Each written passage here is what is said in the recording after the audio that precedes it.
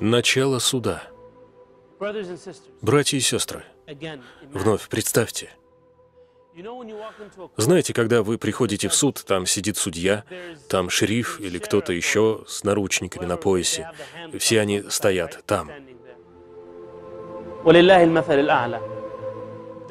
Там будет некая измерительная шкала.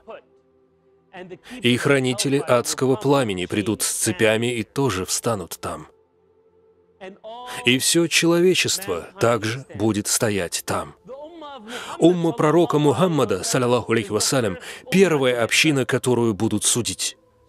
А теперь прошу вас представить.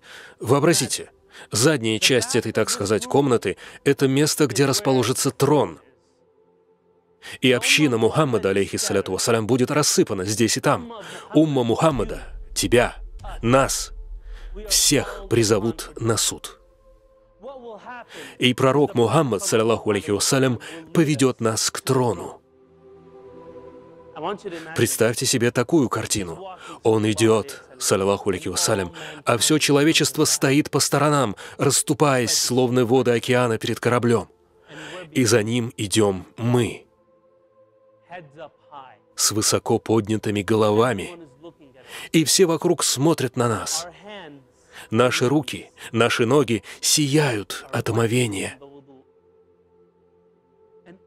И все создания Аллаха смотрят и говорят: кто эти люди? Кто это? Должно быть, это община всех пророков. И вы идете с высоко поднятой головой. Я знаю, что происходит с нами, мусульманами, здесь и сегодня. Но придет день в этом мире и в мире вечном, где мы будем шествовать с гордостью. Все другие общины будут смотреть на нас, желая быть из числа уммы Мухаммада, саллаллаху алейхи вассалям, следовать за пророком к трону Всевышнего Аллаха. Суд начинается. Каждый человек, каждый, вы, я, каждый из нас будет вызван по имени на суд. И в этот момент небеса потемнеют от множества книг, парящих везде. Всюду в этот момент будут летать книги. И каждый получит свою книгу. И вы знаете, что если получите свою книгу в правую руку, значит, почти спасены.